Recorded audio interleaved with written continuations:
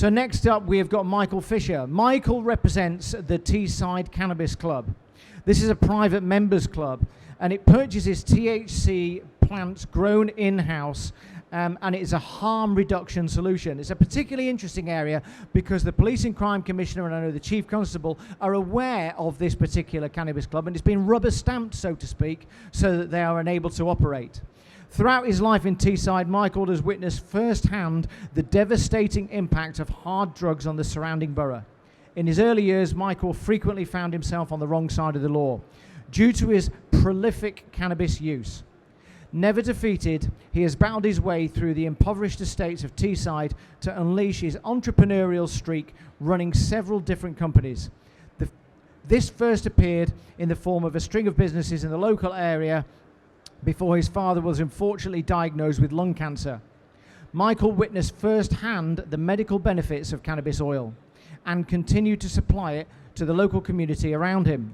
Unfortunately, his father passed away before Michael could ease his suffering. Following the passing of his father, Michael became determined to challenge existing drug laws to ensure patients were no longer criminalized for the possession of cannabis. Michael has been at the forefront of medical and recreational cannabis activism, opening his own Spanish-style cannabis social club to develop the first cannabis social club model backed nationally by the police. That's quite a big move, isn't it? I think you'll all share that. Where is Michael? He's over there. He's over there.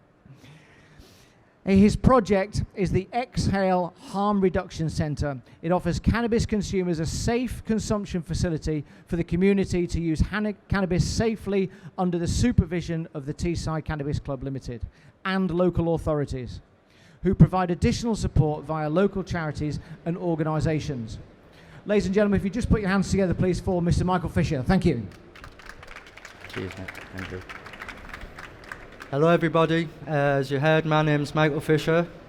I set up the Teesside Cannabis Club in 2014 as a direct response to the black market and to remove the harms associated with cannabis consumption in the UK. Since 2014 we've grown to be the #1 most recognised cannabis social club or cannabis brand in the UK for recreational and also bridging the gap for medicinal use.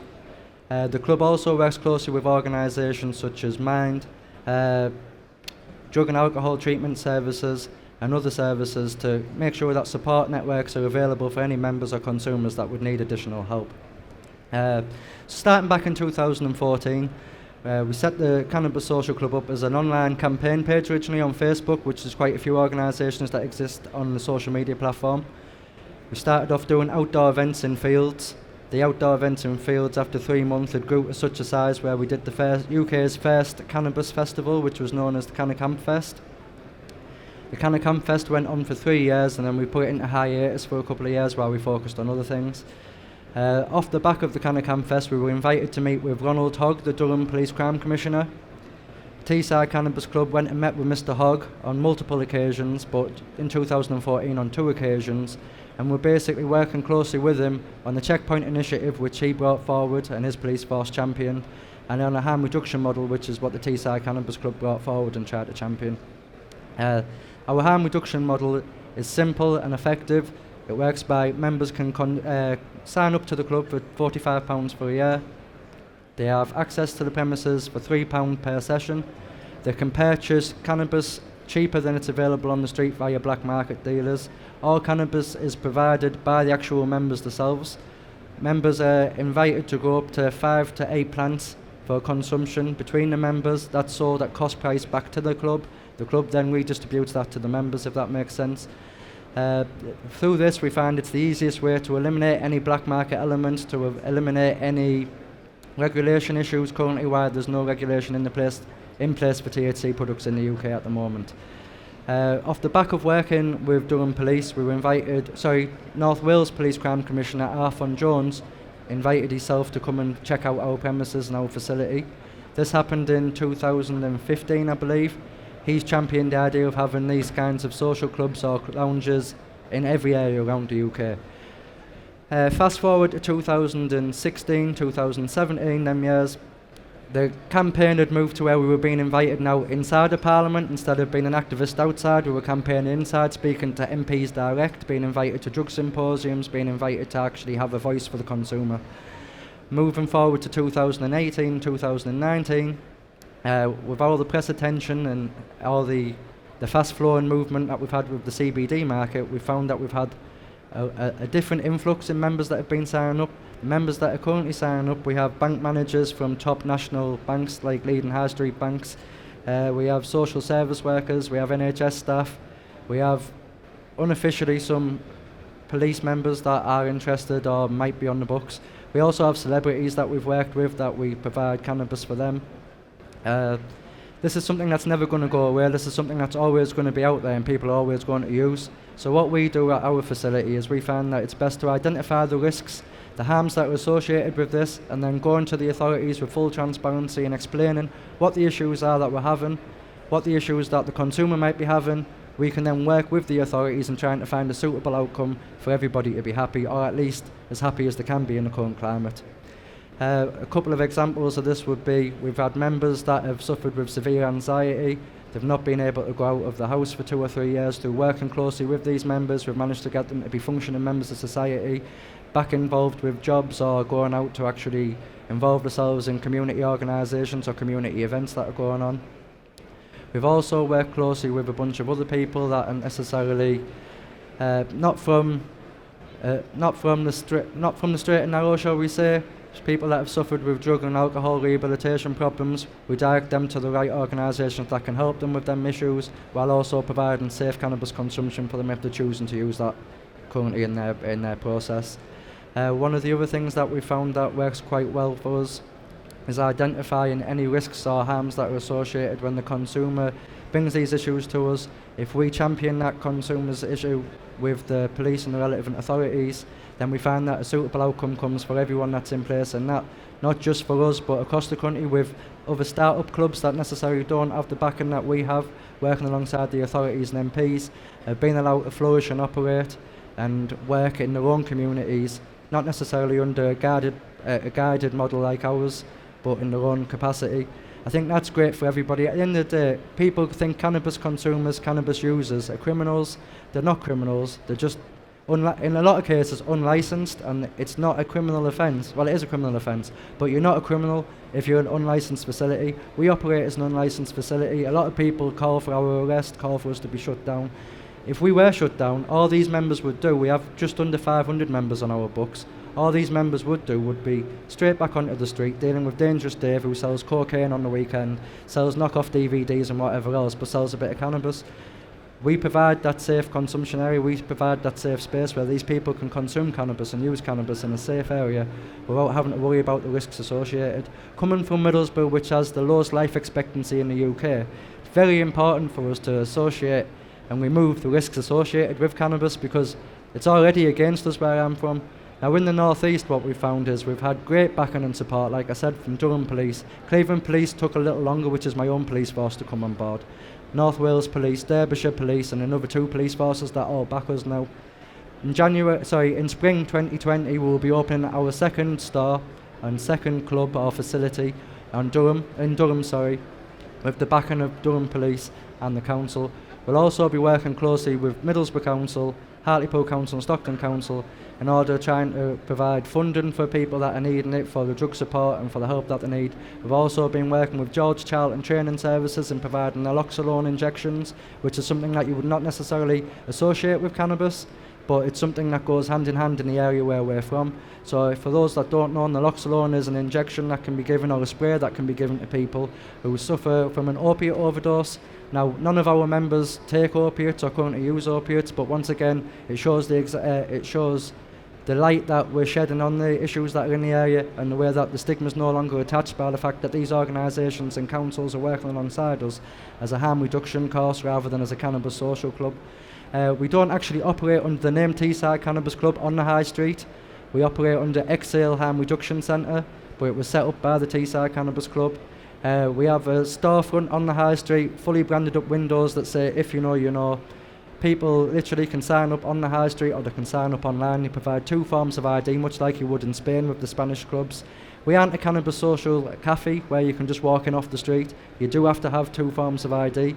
You do have to, or if you don't know where we are, the if you know, you know comes from, if you don't know where we are, you don't know where we're from, You have to know a member basically to be able to be brought in to be signed up originally. But what we found was we were losing people through the cracks. So we made it a more broad system where you can literally sign up with 2 forms of ID and without a referral, and you can come along to our facility, because we found a lot of people don't necessarily have a support network around them, and that's why they're suffering anxiety, or that's why they're out and not able to socialise with people. So if we're able to help you and bring you in by yourself, maybe a quiet time when no one else would be in the premises in the facility, so you can sit down, you can get to know the staff. Our highly trained staff, which are highly trained in cannabis, believe it or not, they will help and guide you through the best decisions to make, what's best for you and what's your choices. We also sell a wide range of CBD topical creams, CBD oils, and everything else that's the more palatable version of cannabis that's available in the UK, as we see from the Hemp and CBD Expo. I'm sure in a few years we'll be seeing a THC Expo, and not just the CBD Expo. I think we'll be a while for that yet, but yeah, I know I think that's an aspiration for us. I think it's definitely going to be coming. I think it's definitely going to be coming, Robert. It's just a matter of time now. We're seeing big corporate companies starting to show interest. In December alone last year, we had 3 Californian companies making offers on us. Coming fast forward 3 months ago, we've had Canadian companies trying to make offers to purchase us and buy us out. We're currently an unlicensed facility in the UK, but yet still companies are interested, corporate companies are interested. I think that people like myself don't have the money really to make a big difference in this scene, so the campaigning and the fight that I've shown over the last 6 years has got us to this point where we're at, where I'm speaking on this stage. But in the same sense, without having some money injected into this kind of thing, it's going to be a case of the big corporations are going to come in and put it on their terms, not necessarily the consumers' terms. So it's really important for myself and for our organisation that we give the people a voice and champion the people's voice for what they actually need and what they would like to see. So can I just ask a question with it, Michael? So success stories. So tell me about some success stories that you've had with the Teesside Cannabis Club. In terms of our success stories that we've had members that literally have been enrolled to us via the job centre. The Department of Work and Pensions has actually sent members to us, and on their statement it will say that these people should use us at least 2 to 3 times a week to help with their own mental health and well-being. We've managed to get these people back into being productive members of society and actually working again in the communities, or working actually for a paid wage instead. These people had been struck off by the job centre, written off, and there was nothing they could do for them. And we've been able to give them a valid way of life. We've got ex-alcoholics that are now productive members of society, where they've used cannabis to help wean themselves from the alcohol. Working closely with Mind and working with other charities and organisations, we've managed to offer that support network to these members. We've got some of the greatest members in the UK, literally, but that's not just from the UK.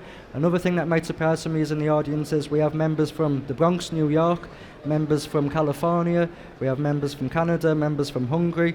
You name it, we have members from all over. Our most recent member signed up from California 3 months ago. I asked him how he'd heard about us, and he heard about us while he was sat at a swimming pool in Mexico. Someone in Mexico was talking about the Teesside Cannabis Club, and that's how he found the website, signed up. He's ended up over here for 6 months on work, and he'd signed up basically so he could purchase cannabis and consume cannabis in a safe location. So the club is literally changing lives, isn't it? It's changing lives on a grand scale and a huge scale, and hopefully over the next 12 months, working with other organisations and working closely with the council, we'll be able to change a lot more lives. And you're obviously playing, I think the Teesside Cannabis Club is playing quite a major part now in sort of, call it activism, call it evangelism towards the legalisation of cannabis moving forward.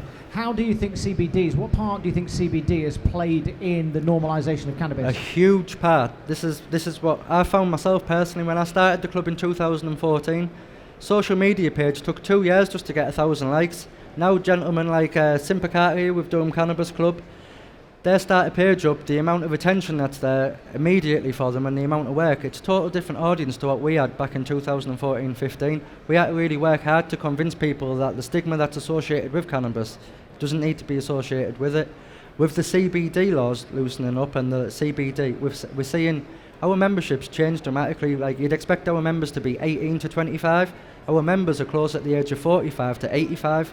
And that's what we've seen massively with the CBD. That's my favourite bracket. That's where I sit. You'd be really surprised. Like I said, the Jeremy Kyle documentary that went out, that changed our membership and also brought a lot of positive talk. But the CBD alone has opened so many doors for us, where people that necessarily wouldn't have given us a second thought, wouldn't have even opened up a dialogue to speak with us, are now very interested in what can help them, how they can move forward, what would be the best option for them going forward to remove themselves from pharmaceutical drugs. So we provide a drop-in centre, like an online, basically not an online forum, a drop-in centre or an actual physical location for these people to go in and speak to somebody. We don't claim to be doctors, we're not offering medical advice, we're just offering advice based on patient testimonials, members' testimonials, and trying to provide an alternative for people who want that alternative. It's fantastic. Has anybody got any questions in the audience for Michael? I think it's a fantastic altruistic thing that they're doing. Yes, sir. Hi, thanks. So, you know about the cannabis that's for sale. I mean, do you explain, do you have like low levels of THC to higher levels, and you explain what will be best for each individual patient? Right. And do you have testing of it? Yeah, that's a great question. We always get asked a few of these questions. Some of the batches of cannabis are lab tested, but not all are lab tested. This is purely and simply because, for instance, if you were growing 5 plants for us, you might not be the best commercial grower out there. You might only produce 10 ounces of cannabis. By the time we've had your ounces tested, product tested, it's gone. So, and also the prices stacked up like ridiculously on the amounts and the small amounts that we're testing. We do get some batches tested. If someone's done particularly well on a cannabis crop, we've got some members that can grow 10 ounces per plant. So if they're growing 8 plants, that's 80 ounces that we've. So it's worthwhile in them cases, but on the smaller cases, it's really not worthwhile. The cannabis that we have available in the club and in the facility ranges from CBD bud right the way through to THC, but it's not CBD like just purely CBD. It's the 1.1 ratio, 1.2 ratio CBD strains that we tend to grow. The way that it works in terms of in-house regulation is once you've come along to our facility and you get to know the other members, word of mouth travels. People want their product to sell itself, basically, or like word of mouth. So if you have got somebody that's necessarily growing cannabis and it wasn't the best cannabis, no one's interested in them selling that into the club in the first place for us to purchase. So it's very much in-house. It's like a dog-eat-dog world, and it's only the best from what they're producing themselves that will work its way into our facility in the first place. In terms of the oils and the tinctures and the creams, any of them that are CBD are tested by the manufacturers that we purchase from, come with all the compliant safety structure. It's just THC that literally we don't have the compliance for, we don't have a license for, and currently why it's in that area. We find the safest way for us to provide it for our members is if they're the ones that are producing it, for us to then pass back to them, if that makes sense. Do we have any more questions? Yes, miss. In terms of the test that you've done and the consumption that you advise, how are you advising people to actually use the leaves that they're growing? How am I advising them to use? To actually use it, to consume it. Are you advising that they smoke it or eat it, or? No, we don't provide any advice really on how you would consume it. We just offer the safety and the area for you to consume it in. But if you would like advice on it, we do offer advice. If you combust your cannabis currently, we offer smoking cessation classes every 12 weeks. And that's done by an NHS member of staff that actually comes in, signs people up, and then keeps them on a course over a 12-week period to make sure that they remove the tobacco or the combustion, if that's what they're trying to do. When we encourage vaping or medibles, like safe topicals, whatever's more suited for them. We're definitely not a one-size-fits-all facility. We will work with people closely to find what works best for them. Any further questions for Michael?